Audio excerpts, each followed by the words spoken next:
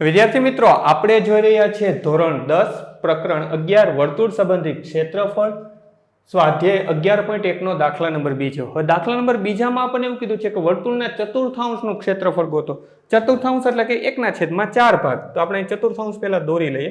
જો આ આકૃતિ ખાલી સમજૂતી માટે છે, આને કંઈ દોરવાની જરૂર નથી. આ તો ચતુર્થાંશ સમજવા માટે જ મેં આકૃતિ દોરી છે. હવે આપણે પેલા એ જોઈએ કે રકમમાં આપણને શું આપ્યું છે ને આપણે શું ગોતવું છે. તો રકમમાં આપણને એક જ વસ્તુ આપી છે, વર્તુળનો પરિઘ. પરિઘ મતલબ એની પરિમિતિ, 12મી બોર્ડર. આટલું જ આપણને આપ્યું છે. હવે આપણે ગોતવાનું શું છે? તો કે આપણે એનો ચતુર્થાંશનું ક્ષેત્રફળ ગોતવાનું છે. બે રીતે ગોતાશે. પેલું આપણું જે થીટા વાળું સૂત્ર હતું, થીટાના છેદમાં 360 ગુણ્યા પાઈ આર વર્ગ, એક આ સૂત્રથી ગોતાશે. અથવા તો બીજું આપણી પાસે સૂત્ર છે ચતુર્થાંશનું ક્ષેત્રફળ. વર્તુળનું ક્ષેત્રફળ કેટલું? તો કે પાઈ આર વર્ગ. અને ચતુર્થાંશ એટલે કેટલું? તો કે 1/4. બંનેમાંથી કોઈ પણ સૂત્ર યુઝ કરી અને આપણે ગોતી શકશું. આપણે આ સૂત્ર સાથે જશું. તમને એમ થતું આવડા મોટું સૂત્ર શું કામ કરવું? નાનું સૂત્ર તો છે જ. નાનું સૂત્ર ભલે રહ્યું, પણ આ આપણે યાદ રાખેલું સૂત્ર છે, દર વખતે કામ આવવાનું છે. અને આમાં કાંઈ ફેર નથી.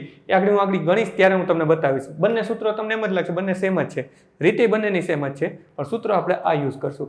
હવે આ સૂત્ર યુઝ કરવામાં સૌથી મોટો પ્રોબ્લેમ આપણી પાસે આરનો છે. આર તો આપણી પાસે છે જ નહીં. આપણી પાસે શું છે? પરિઘ. તો સૌ પ્રથમ પહેલા આપણે વર્તુળની ત્રિજ્યા ગોતશું, પછી આ સૂત્ર લગાડી અને ક્ષેત્રફળ ગોતશું. તો ચાલો વિડીયોની શરૂઆત કરીએ. અને એ પહેલા તમે જો જ્ઞાન વિષય ઉપર નવા છો અથવા તો હજી સુધી જ્ઞાન વિષયને સબસ્ક્રાઇબ નથી કરી, નીચે આપેલા સબસ્ક્રાઇબ બટનને ક્લિક કરો, બાજુનું બેલ આઇકન પણ દબાવો. વિડીયો કેવો લાગ્યો અથવા દાખલામાં કાંઈ ના સમજે કોમેન્ટ કરીને જણાવજો. તો સૌ પ્રથમ તો આપણે આને ઇરેઝ કરી દઉં.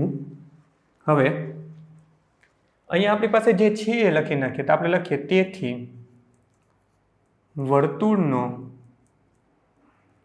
પરિઘ. પરિઘનું સૂત્ર શું? તો કે 2πr. 2πr પરિઘ આપણને આપી દીધો છે. તો તેથી 22 બરાબર 2. પાઈની કિંમત કેટલી લેવી? 3.14 કે 22/7? ચોખવટ કરેલી જ નથી. તો 22/7. તો 22/7 એને ગુણ્યા રેડિયસ r, જે આપણને ખબર નથી, ગોતવાની છે. હવે આ જે છે r ને હું સૂત્રનો કરતા બનાવું તો આ બધું જ આ બાજુ આવે, ત્યારે આ સૂત્રનો કરતા બને, r આપણને મળે. પણ સિમ્પલી યાદ શું રાખવાનું કે જે અંશમાં છે ઉપર છે એ અહીંયા નીચે આવશે. તો કે 22/2 ગુણ્યા 22. અને જે છેદમાં છે એ ઉપર જશે. સિમ્પલ એવું છે. બરાબરની ડાબાથી જબા તમે જાઓ તો સરવાળો હોય તો બાદબાકી થાય, બાદબાકી હોય તો સરવાળો થાય. આ બંને ગુણાકારના સંબંધમાં છે તો ભાગાકારના સંબંધમાં આવ્યું. આ 7 છે છેદમાં છે, ભાગાકારના સંબંધમાં છે તો ઉપર ગુણાકારના સંબંધમાં છે. નિયમ એવો છે. સિમ્પલી યાદ એવું રાખવાનું, ઉપર નીચે છે એ ઉપર છે, ઉપર છે એ નીચે આવે. અંશ છેદ બને, છેદ અંશ બને. હવે જે ઉડે એ ઉડાડ નાખીએ. 22 કેન્સલ. તો આપણને મળ્યું 7/2 બરાબર r. વ્યવસ્થિત આપણે લખી નાખીએ. રેડિયસ r બરાબર 7/2 સેન્ટીમીટર. છેદ ઉડાડવાની કે 3.5 કરવાની જરૂર નથી. આગળ આપણે છેદ એનો હજી બીજી વાર આપણે પાઈની વેલ્યુ મૂકશું ત્યારે છેદ ઉડે જ છે, ત્યારે આપણે ઉડાડી નાખશું. હવે આપણે હું પહેલા સૂત્ર લખી નાખું. વર્તુળના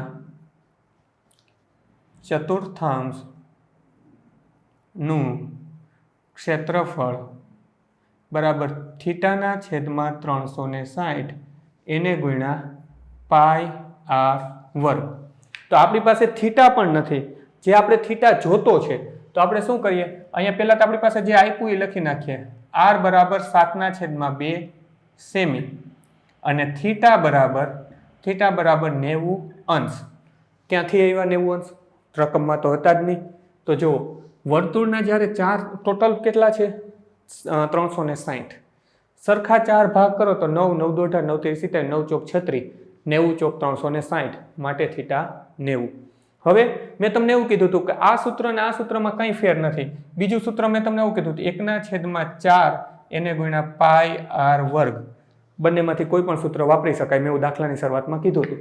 અને બે એમ કીધું હતું બે સૂત્રો ઓલમોસ્ટ સેમ છે. હવે કેમ સેમ છે ને એ જોવો. અહીંયા થીટાની વેલ્યુ કેટલી છે? તો કે 90. છેદમાં કેટલા છે?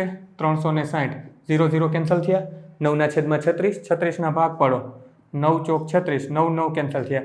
અંશમાં કંઈ વધ્યું જ નથી. વધ્યું નથી મતલબ 9 એકુ 9 હતું એટલે કે 1 હતો. છેદમાં શું હતું 4 આવી ગયું આ સૂત્ર તો આપણે યાદ તો ઉપરનું જ રાખશું નીચેનામાં કારણ કે દર વખતે ચેન્જ થતું રહે શું કામ યાદ રાખવું તો હવે આપણી પાસે જે વેલ્યુ છે એ આપણે ફિલઅપ કરી દઈએ થીટા બરાબર કેટલા તો કે 90 અંશ છેદમાં 360 અંશ એને ગુણ્યા 22/7 એને ગુણ્યા રેડિયસ આપણને કેટલી હતી 7/2 7/2 ગુણ્યા 7/2 શું શું જશે તો કે 7 અને 7 કેન્સલ થશે 0 અને 0 કેન્સલ થશે 36 ભાગ પડે 9 ચોક 36 9 અને 9 કેન્સલ થશે 22 ભાગ પડે 11 દુ 22 2 અને 2 કેન્સલ થશે તો ઉપર વધ્યા 11 ગુણ્યા 7 એટલે કે 11 × 7 = 77 છેદમાં વધ્યા 4 એકમ કયો લખશું તો કે અહીંયા આપણે દાખલો સેન્ટીમીટરમાં ગણ્યો હતો તો એકમ આવશે સેમીનો વર્ગ વિડીયોને પોઝ કરી બીજો દાખલો તમારી નોંધપોથી મૂકેલી તે પછી વિડીયો ચાલુ રહેવા દેજો બીજા પછી ત્રીજો દાખલો થોડી જ વારમાં ફોટોની લિંક સ્વરૂપે આપી દે સ્વાધ્યાયના બધા જ દાખલાની લિંક ઉદાહરણની લિંક અને સમજૂતીના વિડીયોની મતલબ કે થિયરીની લિંક નીચે ડિસ્ક્રિપ્શનમાં આપી છે તો ત્યાંથી પણ તમે જોઈ શકશો બાળ મિત્રો વિડીયો જોવા માટે ખૂબ ખૂબ આભાર આ વિડીયોને લાઈક કરો જો હજી તમારા મિત્રો સાથે આને શેર ના કર્યો હોય તો આ વિડીયોને શેર કરજો અને મારી આ ચેનલને કે જ્ઞાન વિશ્વને સબસ્ક્રાઇબ કરવાનું ભૂલતા નહીં ચોક્કસથી આ ચેનલને તમે સબસ્ક્રાઇબ કરજો થેન્ક્સ ફોર વોચિંગ ફરી મળશું બીજા વિડીયોમાં